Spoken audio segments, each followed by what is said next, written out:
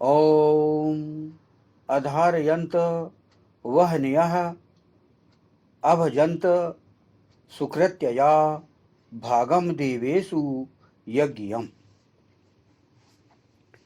धारण किया वहन करने वालियों या वहन करने वालों ने सेवन किया उत्तम रीति पूर्वक दिव्य कर्म करने वालों में यज्ञ के योग भाग को। यह मंत्र जो लिया गया ये ऋग्वेद के प्रथम मंडल के 20वें सूक्त का यह अष्टम मंत्र है और यह 20वें सूक्त का यह अंतिम अष्टम मंत्र है। 20वें सूक्त में कुल 8 मंत्र हैं और जिसका यह अंतिम मंत्र है। इस सूक्त अथवा मंत्र के ऋषि हैं भगवान मेधातिथि महिमत कांड और इस जो सूक्त है और जो कि अष्टम मंत्र है इसके भी वही जो मुख्य विषय है देवता है जिसे दिव्य विषय कहा जाता है वह है ऋभवः अर्थात मेधावी जन। इस मंत्र का छंद है पीपलिका मध्य निचरत गायत्री और स्वर है षड्ज। अष्टक क्रमेण यह ऋग्वेद के प्रथम अष्टक का 2वां अध्याय प्रारंभ होता है इस सूक्त से। तो यह जो 20वां सूक्त है इस सूक्त का यह अंतिम मंत्र है। जैसे कि पहले मंत्र में बताया गया था जैसे ही प्रारंभ हुआ था हमारा 20वां सूक्त तो उसमें बताया गया था कि यह जो सूक्त है वह प्रमुखतः परम पुरुष अर्थात आदि पुरुष और मेधावियों के परस्पर संबंधों के विषय में बताया गया है। परम पुरुष के जीवन चरित्र का वर्णन विभिन्न पुराणों में विस्तार पूर्वक वर्णित है जिसे भ्रमवश ईशान परम परमात्मा या ईश्वर समझ लिया गया है। ईश्वर सृष्टि का अध्यक्ष नहीं है, निर्माता और सम्राट है और सृष्टि का अध्यक्ष यही परम पुरुष आदि पुरुष है जो आदरणीय है अनुगमनीय है, किंतु उसकी उपासना किए जाने का कोई आदेश वेद में विद्यमान नहीं है। वह स्वयमेव ईशान परम परमात्मा का उपासक है। तो आदि पुरुष या प्रथम पुरुष परम पुरुष के विषय में यहाँ पर बताया गया है जो कि सृष्टि का अध्यक्ष है और वह भी ईश्वर का उपासक है और वह भी पूरे यज्ञ बकायदा वेद के अनुसार करता है। अष्टम मंत्र जैसा कि बताया गया इसका जो प्रथम फुटनोट है इसको मैं पढ़ता हूं। धारण किया वहन करने वालियों या वहन करने वालों ने। मंत्रांश है आधारयंत वहन्यः। यहां पर आधारयंत अर्थात धारण किया और वहन्यः अर्थात वहन करने वालियों या वहन करने वालों ने यहां पर इनका अनुवाद किया गया है। तो इस मंत्रांश के विषय में कहा गया है कि त्रिसप्त को वहन करने वाले पुरुषों और वहन करने वाली औरतों ने धारण किया है। जिसे वेद का अनुगमन करना है उसके लिए इन मर्यादाओं को समझना और धारण करना अति आवश्यक है। आधारयन्तः वहन्यः से यही अभिप्रेत है। तो यहां पर त्रिशब्द जो शब्द आया है ये पिछले सप्तम मंत्र में त्रिशब्द के विषय में विस्तार से आपको जानकारी दी गई है। सप्तम मंत्र में जो त्रिशब्द की बात कही गई है कहा गया था कि हमारे लिए उन त्रिशब्द रत्नों को धारण किया सोमाभिषव करने वाले यजन करने वाले के लिए एक एक उत्तम प्रशंसाओं द्वारा ते नः रत्नानि दत्तन त्रिरा सप्तानि सुनवते एकम एकम सुषस्तिभिः। यह सप्तम मंत्र था। इस सप्तम मंत्र में 7 रत्नों की बात कही गई थी जिसे त्रिसप्त कहा गया है और इन 7 रत्नों में जो गिनाए गए थे वह है प्रथम है ईश्वर का अस्तित्व होता है और वह केवल एक है, माने ईशान है या ईश्वर है और वह केवल एक है। दूसरा वेद ईश्वर प्रदत्त शास्त्र संविधान ग्रंथ है। तीसरा दिव्य जन्म होता है और स्वर्ग नरक के रूप में मानव के अच्छे बुरे कर्मों का प्रतिफल मिलता है। चतुर्थ है स्तवन ब्रह्म यजन करना अनिवार्य है। पंचम है किसी भी प्रकार की आय प्राप्त होने पर आय का 5वां भाग आय पंचमांश या दान जनहित में धर्मार्थ व्यय करना आवश्यक है। छठवां है प्रति सप्ताह मंत्र लगाना आवश्यक है। और सप्तम है कृणवंतो विश्वमार्यम जीवन का लक्ष्य है। उपरोक्त 7 रत्न यही अन्यत्र वेद में 7 मर्यादाएं कही गई हैं। सप्त मर्यादा कवयः ततक्षुः 7 मर्यादाएं क्रांतिदर्शी मेधावियों द्वारा निर्मित की गई। यह है अथर्ववेद 5वें कांड के प्रथम सूक्त का प्रथम मंत्र है। यहाँ पर सप्त मर्यादाओं की बात कही गई है और यह त्रिसप्त का नाम दिया गया है मेधावियों के द्वारा। तो यहाँ पर जैसे कि हम इस प्रथम मंत्र से ही हमें जानकारी दे दी गई थी कि परम पुरुष आदि पुरुष का मेधावियों से जो परस्पर संबंध है वह यहाँ पर बताया गया है। और उन मेधावी पुरुषों, बुद्धिजीवियों, रिसर्च कर्ताओं और योजना बनाने वालों में यह चारों भाग ऋग्वेद, यजुर्वेद, सामवेद, अथर्ववेद इनके अध्ययन के पश्चात इस 7 रत्न निकल के आए हैं जिन्हें त्रिसप्त कहा गया है। और यही धर्म का निर्धारण इन्हीं के आधार पर निश्चित किया गया है।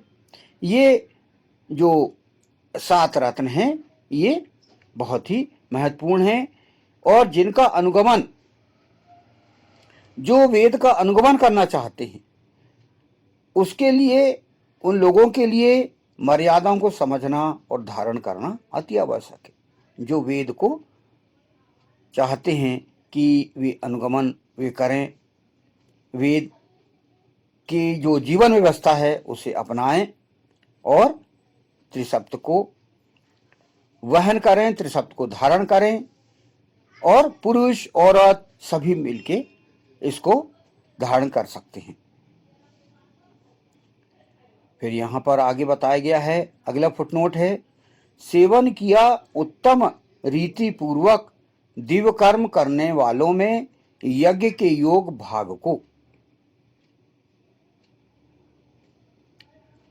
सुकृत्यया भागम देवेशु यज्ञम।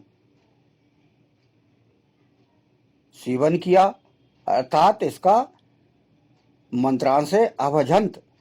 अभजंत अर्थात सेवन किया, सुकृत्यया अर्थात उत्तम रीति पूर्वक, देवेशु अर्थात दिव्य कर्म करने वालों में, भागम यज्ञम अर्थात यज्ञ योग भाग को। तो पूरा हिंदी अनुवाद हुआ, सेवन किया उत्तम रीति पूर्वक दिव्य कर्म करने वालों में यज्ञ के योग्य भाग को। इसमें आगे भाष्य किया गया है, भावार्थ बताया गया है। ना केवल इसे मेधावियों और विद्वानों ने धारण किया है अपितु इसका सेवन भी उत्तम रीति पूर्वक किया है। यानी धारण करने के साथ साथ ये जो इसके जो अनुशासन है, नियम है, संयम है, उसके आधार पर पूरी तरह से ग्रहण किया गया है। पूरी तरह से इनको नीतियों को, इन धर्म के जो निश्चित रूप से जो त्रिसप्त है इनको एग्जीक्यूट किया गया है, स्वीकार किया गया है और अपने आप में लागू किया गया है और समाज में भी लागू किया गया है। यही दिव्य कर्म करने वालों में यज्ञ के योग भाग है, ये यहां पर कहा गया है। संपूर्ण पुराणों में वर्णित इतिहास तथा वेदानुयायियों का इतिहास इसके सेवन का सबसे अच्छा प्रमाण है। इतिहास में कभी भी धर्म पर आचरण से कहीं कोई हानि किसी भी व्यक्ति को कभी नहीं हुई है। तो जैसा कि इस त्रिसप्त के बारे में पिछले सप्तम मंत्र में बताया गया था और उसी का ही जो कंटिन्यू या जारी है इसका यहाँ पर मंत्र का भाग जो है अष्टम मंत्र में भी है। तो यहां पर जो कहा गया कि भाई त्रिसप्त के जो प्रथम तीन आधार स्तंभ हैं, ये धर्म का निर्धारण करते हैं। धर्म का स्वरूप भली भांति इनसे समझा जा सकता है। आधार स्तंभ कौन से आधार स्तंभ? प्रथम है ईश्वर का अस्तित्व होता है और वह केवल एक है। वेद ईश्वर का शाश्वत संविधान ग्रंथ है। और तीसरा दिव्यजन्म होता है और स्वर्ग नरक के रूप में मानव के अच्छे और बुरे कर्मों का प्रतिफल मिलता है। ये धर्म के निर्धारण के लिए ये बातें, इन तीन आधार स्तंभों को समझना अति आवश्यक है। इन्हीं तीनों बातों से धर्म का निर्धारण होता है। और यह सतयुग, त्रेता युग, द्वापर युग और कलयुग, इसमें यदि वेद के अनुयायी हैं तो वेद पर आचरण करके दिखाया गया है और सफलता प्राप्त की गई है। सतयुग में तो करोड़ों वर्षों का इतिहास हम देख सकते हैं, सफल इतिहास है वेद पर आचरण करने वालों का। और त्रेता युग में भी देख लीजिए, वेद पर आचरण करने वालों का करोड़ों वर्षों का इतिहास है। और द्वापर युग में भी वेद पर आचरण करने वालों का लाखों करोड़ों वर्षों का इतिहास है, जो हम पुराणों में वर्णित इतिहास और इतिहास का जो पूरा जो निकालते हैं हम अंतिम सारांश, उसके निष्कर्ष, तो हम ये देख सकते हैं कि वेद के सिद्धांतों पर जिन्होंने आचरण किया है, जिन्होंने अपना जीवन बिताया है, उसके आधार पर सफलता प्राप्त हुई है और लोगों का जीवन सफल हुआ है और करोड़ों सालों तक वेद का प्रशासन चला है, वेद का शासन चला है। इन्हीं सिद्धांतों के आधार पर हम पूरा इतिहास देख सकते हैं। और जैसे कि इस सूक्त का विषय ही है, प्रमुख विषय आदि पुरुष, परम पुरुष और मेधावियों के परस्पर संबंध, तो जहां भी हम देखते हैं इतिहास में, हम देखते हैं कि जैसे सतयुग में भगवान विष्णु, भगवान शंकर और ब्रह्मा, ये तीनों की सलाह से उन्होंने सृष्टि का संचालन किया है। ये सब मेधावी जन थे जिन्होंने सृष्टि का संचालन किया है। और हर काल में परम पुरुष, आदि पुरुष जो मनुष्य रूप में आए हैं और उनके साथ पूरी मेधावियों की टीम है, मेधावियों का पूरा दल है, वो साथ में जीवन व्यवस्था को जी के दिखाए हैं इन्होंने और सफलता प्राप्त की है। सतयुग में आप देख लीजिए, विशिष्ट ब्रह्म, ऋषि, महर्षि, भगवान शंकर, भगवान राम, त्रेता युग के भगवान कृष्ण, द्वापर युग के, इन सभी के साथ मेधावियों की टीम चली। हम देखते हैं त्रेता युग में दशरथ जी के साथ उनके मेधावी जन वशिष्ठ रहे हैं, उस काल के विश्वामित्र रहे हैं। ये उन्होंने जीवन व्यवस्था को बताया है, उनका महत्व बताया है। भगवान कृष्ण के समय भी ऋषि, महर्षि, मुनि, विचारक सब उनका साथ उन्होंने दिया है और धर्म का निर्धारण करके और उन्होंने सलाह देके और वेद की व्यवस्था का संस्थापन किया है। हम देखते हैं हर कोई पुराणों से, शास्त्रों से, इतिहास से ये जानकारी ले सकता है कि सतयुग में, त्रेता युग में, द्वापर युग में किस प्रकार आदि परम पुरुष और मेधावियों का परस्पर संबंध रहा है और उन्होंने ये धर्म के जीने के सिद्धांत तैयार किए हैं और बताए हैं। वेद पर अध्ययन करके और नीति नियम बनाए हैं और लोगों को जीवन जीने की दिशा बताए हैं। आप सभी देख सकते हैं। तो इस प्रकार जैसे कि बताया गया कि धर्म का निर्धारण आधार स्तंभ के आधार पर किया गया हर काल में, और आचरण भी करके दिखाया गया है कि हर धर्म में या धर्ममत में